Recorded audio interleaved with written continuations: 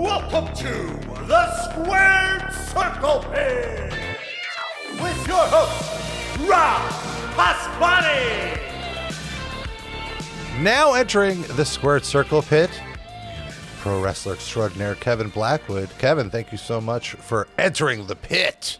Rob, thank you for having me. And you know, this podcast is all about the intersection of rock music and pro wrestling, and I feel you're right there in that intersection. Always a pleasure to interview pro wrestlers who are into rock, into heavy metal, into hardcore. Yeah, it's a cool opportunity to talk about something other than when I started wrestling and what got me into wrestling. All the same questions that are asked on every wrestling podcast. Well, one of those questions I do want to ask you because That's fine. I understand. But there will be more to it than just that. So yes, there will be more to it than just that. But typically, I ask what is your first wrestling memory, or did you get into rock first? Like, were you first into music or first into wrestling? I was into wrestling first because my first memory of wrestling is so I tried to figure out what pay-per-view this was, but I have this memory that goes way, way back. I don't know how old I was, but I just remember it was an outdoor event. I wasn't there. I was just watching it at my grandma's house, but it was an outdoor event and the Ultimate Warrior was there. And it was like a really, I don't know, it was huge, but I don't remember. Yeah, it was a massive outdoor event with the Ultimate Warrior. That's literally all I remember about it. But I was very, very young. Was he, did he like beat up Bobby Heenan in a weasel suit?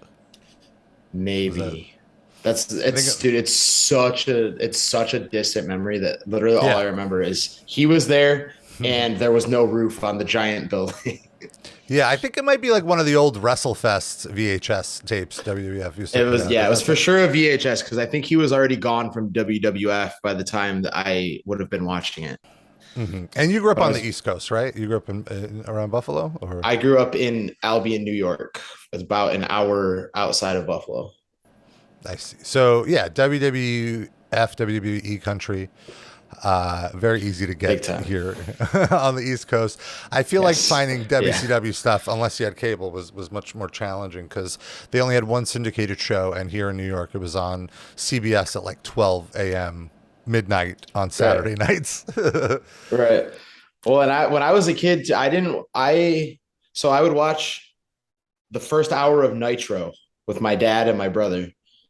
But I had to go to bed by like 9, so I didn't get to actually watch Raw, and I preferred WWF. But I didn't get to watch Raw until the recap show Saturday morning. So every Saturday morning I would watch WWF, and that's where I would catch up on. And obviously I didn't have like social media to like spoil everything for me, so I would find out what happened that past Monday every Saturday. Yeah, back then social media was just going to the library and your friend just ruining the show for you because you were right. So how'd you get into hardcore and rock music? How did that come into your life? So the first like heavy band that I was into was in 5th grade when my dad got into Linkin Park. Okay. So I was like super into Linkin Park at the time, and then that kind of branched off. So interestingly enough, what helped develop that was I was really into anime and Dragonball Z, and Dragonball Z would put out there was like a couple movies, like VHS movies of Dragonball Z, and they changed the sound, like the original soundtracks on them, to feature American nu metal bands. So I got really into Disturbed and Deftones and Drowning Pool through these Dragon Ball Z movies. I had no idea that's what they did. Dude, they're so cool. And I can never find them to like rewatch them with those cool soundtracks. Like they always have the original like Japanese soundtracks.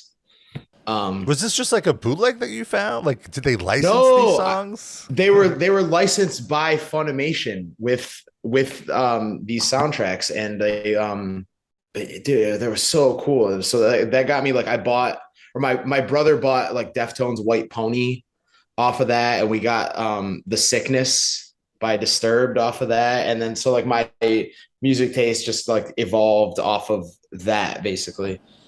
I recently went and re-listened to The Sickness because at the time I was a Disturbed fan, and hey, I have to say there's some songs on there that still hold up very well. That are pretty heavy for like mainstream rock. For sure, I frequently listen to music of that era and genre, and I think the first two Disturbed albums are really good. The band that I mostly go back to from that era, I think, would be Korn. And System of a Down, but I kind of hold them on a much higher regard. I don't know, like they kind of broke out of that pack, but they were my favorites for sure. But it was a fun time for rock fans. I think that there's like I have friends who are like older than I was at that time, so they already had like a type of music they were into when nu metal hit its peak. But it's like I was just getting into like heavy music when nu metal was at its peak. So that was like cool shit to me. And I understand the idea of it being corny and like why people don't like it, but I love it. Yeah, I'm a little older than you, so I think that I was in that generation of people who are like, I hate this. And I didn't get it because I was the same as you. I was a bit of a late bloomer. Didn't have an older brother to expose me to anything. I had to find it myself. So once I got MTV when I was 13, it was like, okay, I like pop music, I guess. I don't know. But then like I saw Marilyn Manson and I saw Limp Bizkit and Korn, and I was like, oh, this is more like me. Like I need to look into this stuff. And finding rock radio, like it's crazy. All of these resources that don't exist anymore for rock. But I mean, there's other stuff. There's obviously Spotify. You have every song ever on YouTube. So it's good. So when did you kind of move past like the, for lack of a better term, entry level nu metal and rock to like more of the stuff like the hardcore, the underground stuff? I think that where I started to expand was when I got into skateboarding. So I got into skateboarding and in effect, Tony Hawk games. I was just going to say Tony Hawk Pro Skater 2. That was it, right? That got me into so many bands too. The first three Tony Hawk soundtracks they're so insane. Like even looking back, they're so crazy. So on Tony Hawk 3, it featured AFI's The Boy Who Destroyed the World. I'm in seventh grade when I hear this for the first time. AFI is the band that I credit as like I branched off in every direction off of AFI. They're like to this day my favorite band of all time, and they introduced me to so many styles of music because they themselves are like their whole catalog is so varied. Like they start off as like a hardcore punk band, and then they get a little more hardcore, and then they go a little more like melodic punk, and then they go more like almost like emo and goth. And so they got me into like all these punk bands and all these goth bands, and like I literally like got into like The Cure because of them and the Misfits and like all this stuff. So like they're like the originating point for me for like all the stuff that I got into after like nu metal and like more like mainstream rock. Yeah, and again, it was like the early aughts, late 90s was such a great time for this stuff with the X Games and like you said, Tony Hawk. And I feel like every cable channel wanted some of these skaters to just roll around. Yeah. And so it was absolutely like for people our age, a great way to be exposed to new stuff and kind of find what's your voice. And like AFI, it sounds like was the band for you. And I love that because it's true. They had so many different eras. They had their Misfits era, their Cure era. And you're like, oh, I want to check out this band that they're being influenced by. That's kind of like how I got into Depeche Mode. Just every heavier band I was listening to was like, yeah, you know, I like this heavy, and then Depeche Mode. And I'm like, oh, everyone's bringing up this band. Yeah. I need to go check them out. And I love Depeche Mode. So that's awesome. And what a great time to really discover while you're in high school. Yeah, absolutely. Speaking of Depeche Mode, they so I found them through there was this horror anthology out when I think it was like 2005 that they had a soundtrack with like all these. It had like Every Time I Die and Scary Kids Scaring Kids, and specifically I remember It Dies Today. They were from Buffalo, a metalcore band that I was like super into, and they covered Enjoy the Silence, and I had never heard that song before. so the first time I heard it was by the cover by this metalcore band, and then I didn't actually know it was a cover at the time. I just thought it was like a cool It Dies Today song.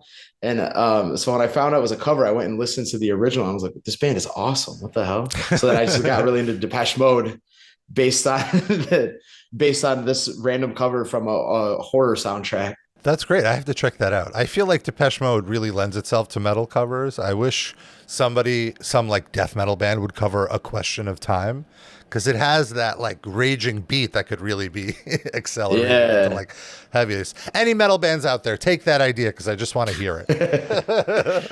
They've also lended themselves to a host of horrific covers, specifically of Enjoy the Silence. There's so many awful covers of that song. That's a fair point.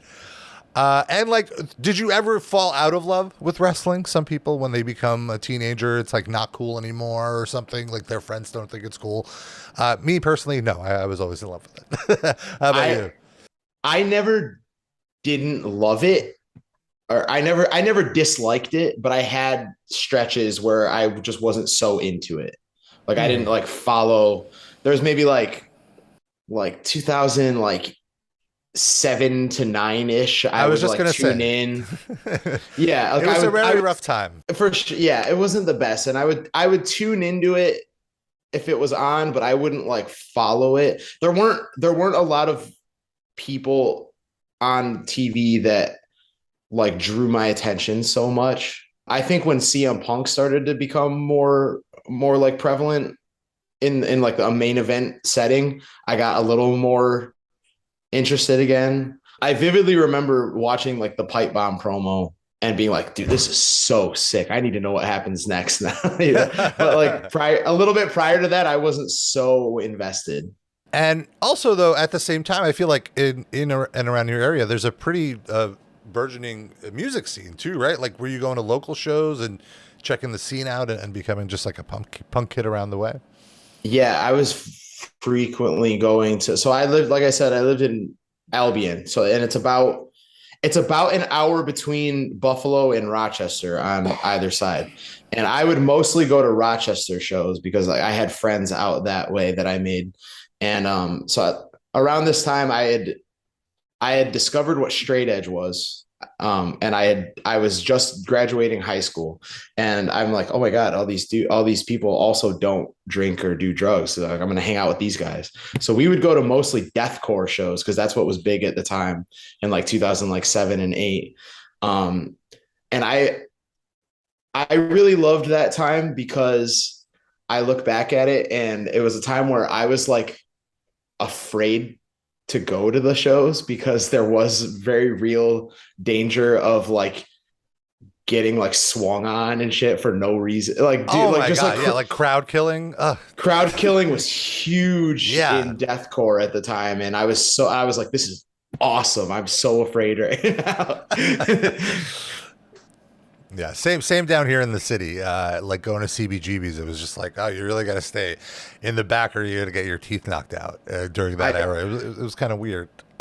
I remember, so there was a local show that my friends and I went to, and this kid was with us who he happens to be married. He's married to my cousin now, but at the time he just was like an awkward, like dorky, like scene kid. And we went to this show and he was like getting into like hardcore dancing, and but he had like I don't know, like at the time that you would see kids, they had like their routine down for like, if a breakdown hit, they had like these go through X moves and X motions and like, but he would do it really slow and harmless. Like if he hit you, it would never hurt you. But I remember he was doing it, and he just happened to he bumped this guy, and this guy turned to him and he like stared him in the face for like a couple seconds. And he just straight up head butted him in the nose, broke his nose. He had to have surgery because he got a deviated septum. It was just for literally no reason, 100% no reason. I don't like it. No, I don't like it at all. But it's like it's like burned into my brain, like because these are like, we just go to these shows all the time, and it's just like there was so much real danger of just getting hurt just because these dudes were just like volatile. Yeah, they were looking for a fight. I feel people sometimes showed up to these shows just wanting someone to bump into them so they could headbutt them. Yeah, and I like crowd killing for it's like it's, you know, like people love it or people hate it. Like I actually I have no problem with it, but just straight up like looking at a guy and just like he didn't do anything to you and just like purposely like hurting him unrelated to the music that's even happening. That's like, yeah, that's a bit much. The thing with like why I never liked crowd killing is you're engaging with people who do not want to engage in the mosh pit. Like, so I don't understand. Like, I thought that's not against it, but it's counterintuitive, you know, like this person's just trying to watch the band. They don't want to be punched in the face, and like, they don't want to have their anxiety up and staring at the pit when they could be enjoying the show. You know, that's kind of my thing. That like crowd killing to me is like just the one part of it where I'm like, I'm not. Everything else, I love watching mosh pits explode. I love, of course, people having a good time. But just if someone doesn't want to be a part of it, they shouldn't have to be punched in the face. No. Of course, I think it depends on what show you're at too. Like if you just go to like there's bands and there's scenes where like, okay, this is a part of it. If you go to it, you know that that's a part of it. Smaller level, like hardcore shows, it's like. It's a part of the environment. But if you're going like you then try to go take it to like a hate breed show where like it's basically like a metal scene at this point. It's not a hardcore show anymore. You're forcing it on like a whole separate group of people that truly don't want to be a part of it. Yeah. So did you get into like indie wrestling at all before deciding to be a wrestler? Like what's the trajectory from dude going to hardcore shows to I think I could be a wrestler? Dude, I've told like a lot of people this is that I had no idea about indie wrestling until I became an indie wrestler. Like I didn't know anything outside of WWE before I started wrestling. So what made you decide to do it?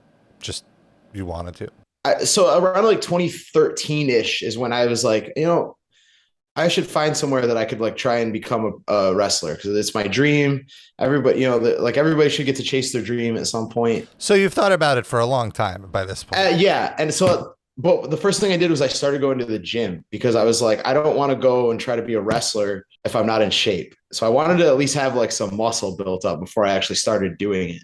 A year later, I moved to Wisconsin and I was living with this girl that I was with at the time. And I originally started to try to train there at the school out there.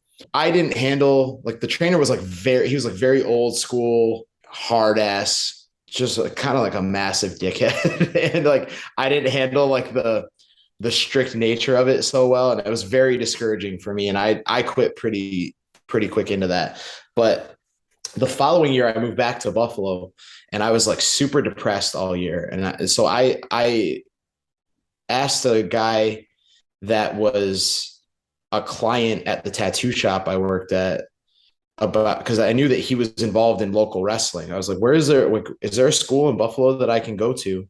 And he pointed me to Grapplers Anonymous, which is the school that I ultimately like come from. And I went and like did their like, they had like at the time, like this big trial, like 25 people showed up to all like test your physical fitness to see if you're able to like handle being a pro wrestler. And like ultimately everybody was like allowed back, like everybody passed, but only like 6 of us came back the next week to actually like train. And I am the only one left of that even original 6 that still is involved in wrestling. Nice. This shows you're the one with the passion.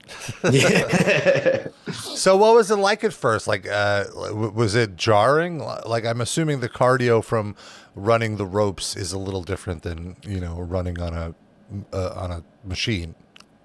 Yeah. And I at the time had like I hated cardio, and I would like train. I would try like running. I would do like some running on the treadmill to try to prepare like going into this. I also was like, I was of the understanding that if you do cardio, you won't be able to build muscle at the same time. Like you can't do cardio and like if you do cardio, you'll lose your gains. Like I didn't have like an understanding of like fitness and like all that. So I didn't do a lot of cardio. And so I would find that like I'm doing like drop downs and leapfrogs and all this stuff. And I'm like dying because it would also get really hot in the gym. So I'm just like, it was so hard. But I fought through it, but it just was like, I'm like, for the first like couple years of wrestling, even I had like no gas tank. Like if stuff went too long, I would really burn out. It's really not like I've discovered ways since then that like kind of can like build your cardio similar to how wrestling works, but really wrestling is the only thing like wrestling cardio wise that like you can like do to build your tank that way. I see. That's what I do, BJJ, jiu-jitsu, and they basically tell me the same thing. I just started like 4 months ago, and the first 2 weeks I was dead. They were like, I was like, oh, I think I need to do some cardio. They were like, oh, the cardio is coming here to the gym and doing this. Again, that's the only way you're going to get over this because running on a treadmill isn't going to help. Everybody I know that does that, I've gathered it's like one of like the craziest like cardio workouts of all time. So yeah, because you have to use like your entire body to flip somebody over. But it's very similar, I think, to just amateur wrestling. And like you have to learn, much like with wrestling, to kind of pace yourself and not let it all out in the first 2 minutes because you still have 3 minutes to the round and you're going to get smashed. So you don't want to do that. Yeah, no, definitely. And I even like to this day, like I know I have like good cardio, but I still like I find that like I'll be like in a match and I'm like, oh man, I really planned a lot of movement in the first like 5 minutes of this match. I'm like hoping for like a good rest period afterward. Yeah, a nice arm bar for a few minutes or something. Yeah, just a nice hold to work. And so like once you started training and you know you're getting it going, and I feel like it seems like there's a bit of a scene up there in New York State. So like you started meeting people, I'm guessing, right? And like developing contacts and getting booked on shows. Was your confidence building up like, oh, this is happening, like I'm doing this? Yeah, absolutely. So we started I like Daniel Garcia started training a little while after me, and me and him became we started to like hit it off really really quick. So we started like going to the gym together and stuff, and we became good friends. And then Puff eventually came around, and same kind of thing. Like him and Dan would mostly like do stuff outside of training, and then that kind of just like we all came together. And then Kevin Bennett at the time, he had already been wrestling for a while, but didn't really have like a good group of guys that were like wanted to do the same kinds of things that he did. So the four of us kind of like converged together and eventually met Andy Williams, who at the time is just, to me, Andy Williams, guitarist of Every Time I Die. And I'm like, I'm like marking out about that because my friends prior to wrestling, like we literally would go like, even though they're like our local, like famous band, like we would travel to other cities to see Every Time I Die because like that was just our shit. So meeting Andy was like crazy to me. And then like getting Andy's phone number to talk about wrestling, I'm like, what is happening with my life right now? Yeah, he also just happens to be the nicest guy, the absolute nicest of people. such a just a kind man. And then on top of that, we meet Pepper Parks, who's the Blade in AEW now. He starts coming around the gym, and like, so he started seeing like potential among our group of guys. So he would start coming, like running training once a week. And like, so like, this is like our group now. It's like the six of us. It's like me, Dan, Puff, Bennett, Andy, and Pepper. Like that's our crew. So like every weekend, it's some combination of all of those guys on the road and like making connections, because Andy's got connections, Pepper's got connections, and there's introducing us to people, branching out. We're like getting around the Northeast and in Canada a lot for sure. Like I learned very early on that like wrestling, as with like all forms of entertainment, it's so much about who you know and like meeting people through other people that like opportunities are going to come a lot of the time. Yeah. And just, making sure people realize you're not a dipshit. Yeah. I think that's a big part of it. Nobody wants to work with a dipshit. Yeah. With Andy, I think it's so cool because I started running into him at wrestling shows like all over. And like, I flew down to PWG and he was there. He was like, I had to come to this. It was Kenny Omega's coming here. And I was like, yeah, that's awesome. He's like, yeah, I think I'm going to start. I've started training. I have a bad shoulder, but I'm going to do it. And I was like, oh, that's so cool. And it's so wild to see him be like a weekend warrior to where he is now, where he can't even tour with a band because he has so much wrestling work. And like, it wasn't his intent. Like he knew he was never going to make it to WWE. He just wanted to wrestle. And I thought that was so cool how he turned that into a career. No, it's really cool. Cause he technically started training like around the same time that I started training basically. And, he makes fun of me sometimes because I saw him at a Raw that was in Buffalo. Like I walked right by him, but in my head, I'm like, oh, I'm not going to bother Andy Williams. Like, I don't want to like bug this guy. So I pretended I'm like literally like walking by him and I'm like, I don't see shit. I'm just like, but he perceived it as like, he tried to talk to me and I just like cold shouldered him for some reason. Like, I don't know why I would do that, but he acts like I was like acting too cool for him, but I was just trying to play it cool. But no, since that time the first time he came to Grapplers, like we would like, I would like text him about wrestling. He would teach me about like non-WWE and WCW stuff. And like, he would like take me to shows he was booked on and like, absolutely like watching his like both his ability and his like confidence grow, because I've seen him hit like highs and lows. Like he's gotten injured so many times like throughout like the short time he was wrestling. But like I told him in January when I did AEW Dark, because I watched his match and I was like, dude, you've gotten like so good. Like he's like put in so much work just in like the stuff that I like and appreciate in watching a wrestler is like little things about like selling and facials and reactions and stuff like that. And he's gotten so good with like that kind of stuff, which I think separates like certain wrestlers from the pack. Yeah. And I think, his work rate isn't like, he's no Kenny Omega with the work rate, but because he has such a great look and the facials and the attitude and just the confidence of just a lifetime of being on stage, so not having that stage fright, I think it immediately put his character over where you're just afraid of him. He has this look like you don't know he's a teddy bear in real life. Right. Right. So people are afraid of it, so it worked for him. Yeah. So now you are a professional wrestler. This is your gig, and I feel like you are essentially in a DIY band. You gotta, if you're not booking yourself, no one's booking you. So like, what is the process? Like what is your job like outside of the ring? Like what is all the shit that you have to do to make sure Saturday night you're wrestling?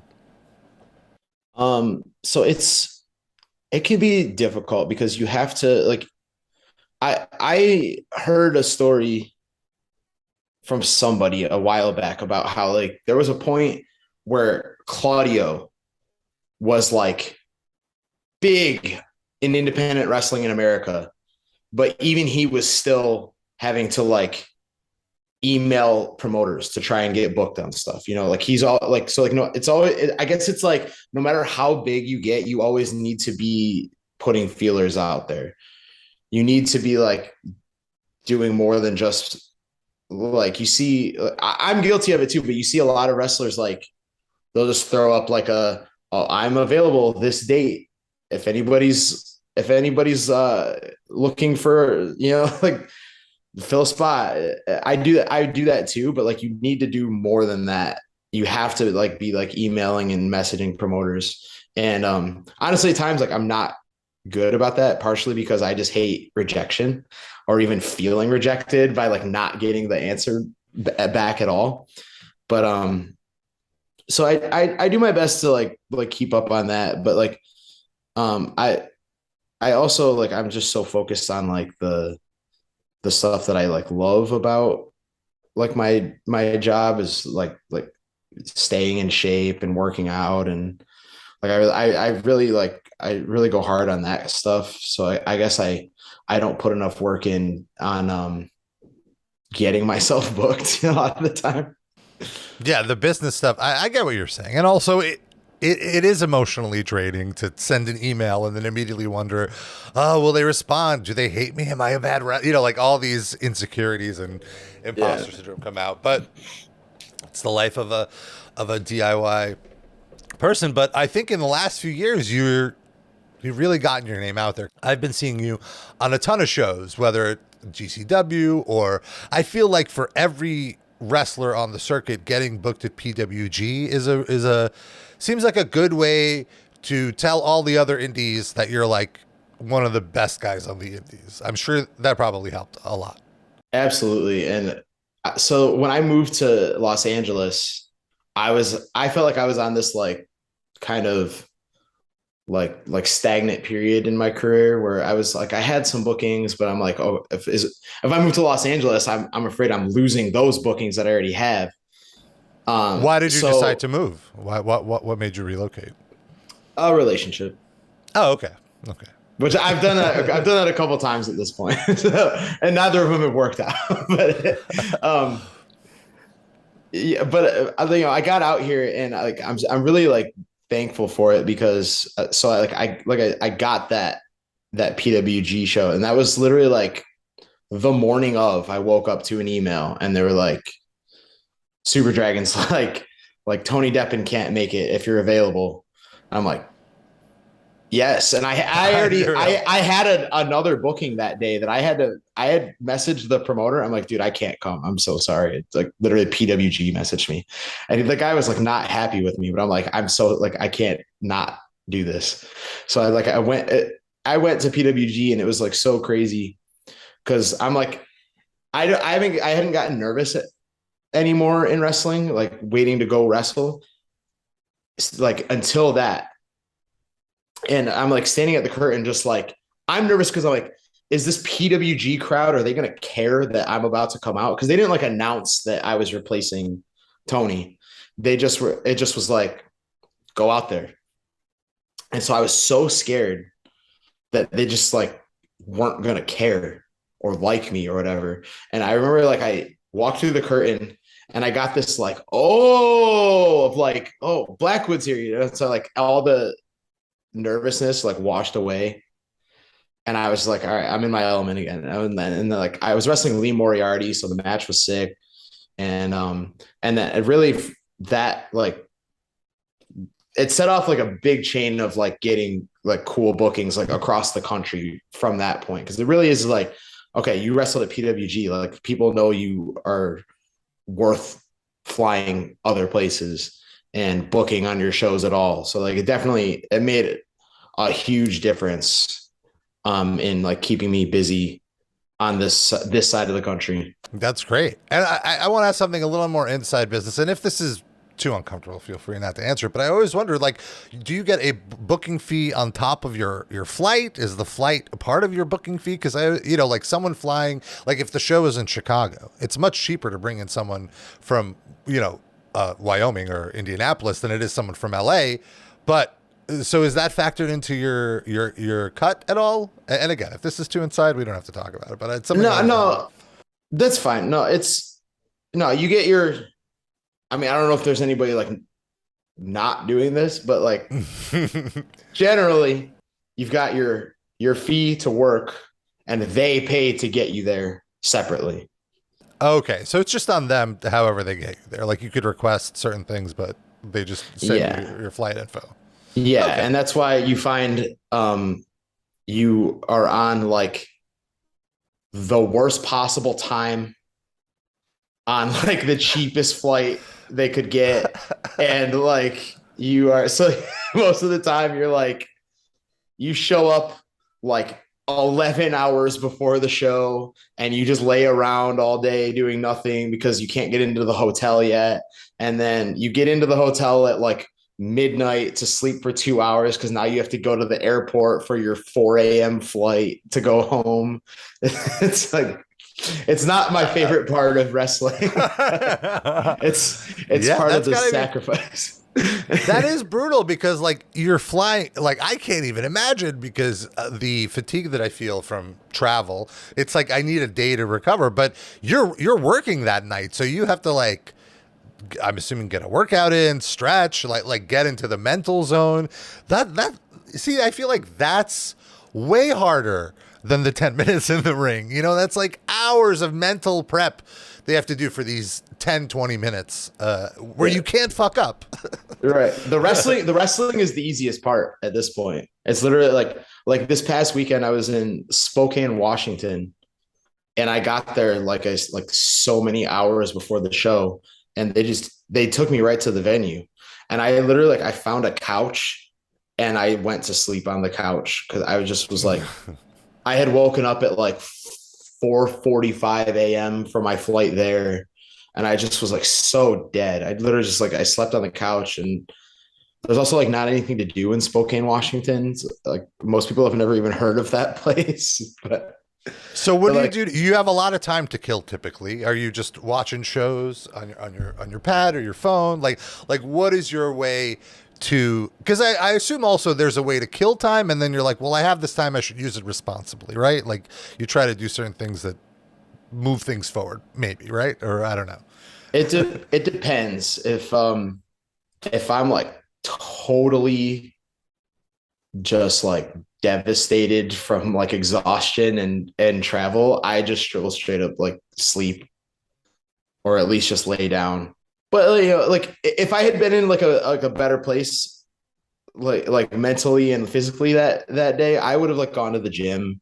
Like I like I said, like I like to work out. So like I even like to just be like moving in some way. So I will just like a lot of time I'll just like go for like a long walk if I have a bunch of time to kill. And then like while I'm on that walk, I'll just do stuff on my phone and try to stay busy if I can. But like a lot of the time, like days like that, like I just need to just lay down, especially if I'm just gonna be having like it was like we had like a 15-minute triple threat match that night, and I was just like, I need to be like focused for this. This is like rough. Yeah. And also, like, when you get in the ring, you forget about all that, right? Like, you're just thinking about the moment, which I think is the best part, too, because you don't have time to have imposter syndrome because you have to work the match. Yeah, no, it takes you, at least for me, like, the exhaustion and everything wipes away because I'm in, like, wrestler mode now. It really is, like, it's different. It's a different headspace than literally just, like, you get back through the curtain and you're like, it's literally totally different, like side of your brain. Mm-hmm. And so like nowadays, what do you find yourself listening to? Are you still seeking out newer bands, or is it, do you just have your default set of go-tos? Like how involved are you in the music scene currently? I do wish I was more into like following like new releases. At the moment, I have two like go-tos that I listen to probably like every day. I have the newest album from Hot Mulligan. They're like a pop punk, like emo kind of band. Brand new band. Very good though. And that's the two singles that Knocked Loose just put out a little bit ago. Very heavy, like totally different vibes, but like I literally will listen to them back to back. But otherwise, like I tend to like have like a mix of like stuff from both like my younger days that I'll listen to frequently, and then I'll mix in like a new hardcore album that just came out. You know, like I've probably like hardcore is like the genre that I follow most closely as far as like new releases. Okay, right on. Yeah. And I mean, I feel like right now is a really great moment for hardcore. There's a lot of bands that are breaking through, and just the genre in general, I feel, is finally getting some respect. Yeah, absolutely. And like I didn't get into like hardcore till like probably like 2013 ish. but like since then, like it's definitely it's the one that I feel has like stood the test of time as far as like there's like subgenres of like heavy music that had like a passing phase, you know, like they were like fad genres and they were big for their time, but then like now it's like super niche. But like hardcore, I feel is still like it's still growing. Yeah, agreed. And there, I feel like it has a lot more growth potential, and because of bands like Turnstile, I feel it could really draw in new kids and like new audiences and more mainstream people, like the way you were initially, where you're like, oh, I want to learn about heavier music, I want to get into it. And the same as me, same as all of us, you know. We didn't come out of the womb listening to Madball. Someone had to show us some fucking Madballs. One last question before we wrap up. I was a judge this past WrestleMania weekend on Minoru Suzuki's karaoke, and you were one of the people that performed. I was just sitting next to Suzuki, or Mino, as I like to call him, Mini.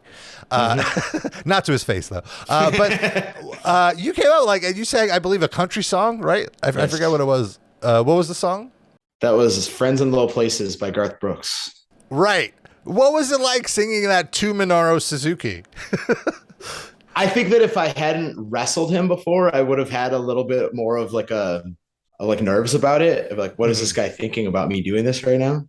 Like for the record, just to state regarding the song, when I was like very, very young, before my dad got me into Linkin Park, there were two like radio stations that my parents listened to when I was a kid. One was like the local country station, and the other one was the local like modern rock station. So like Everclear and right. And all that active rock stuff. Or whatever. Exactly. Yeah. But like, so I was like so into Garth Brooks, and that's why I like to this day I love Garth Brooks and like 90s country. So that's why I just wanted to sing a song that people wouldn't. Absolutely. Yeah. I just wanted to sing something that people would look at me and not expect me to be singing. Yeah. But like I said, because I wrestled Suzuki already, I was like, I get this guy kind of. I think he'll think this is funny. Because there was like a moment like backstage before I wrestled him where I was like warming up and I was like kicking the air and like shadow boxing and shit. And I kicked like a pizza box that still had pizza in it off the table and knocked it on the floor. And I was like, oh shit. And I turned around and Suzuki's looking at me and he goes, I'm like, okay, so Suzuki has like a good sense of humor at least. Yeah. And he gave me a perfect score for that performance. It's true. He did. I mean, it was a great performance. It stood out for sure. Thank you. It was a fun night.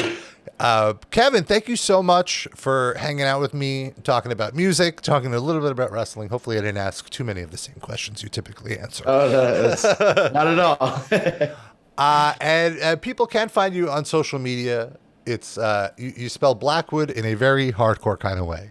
I guess if you just Google Kevin Blackwood, you'll be found. Yeah. BLKWDXVX. Boom. Very nice. Kevin, thank you again, and good luck in the future. Hopefully I'll be seeing you on my TV some more. And maybe we'll run into each other at a show sometime soon. Absolutely. Thank you, Rob. Awesome, man.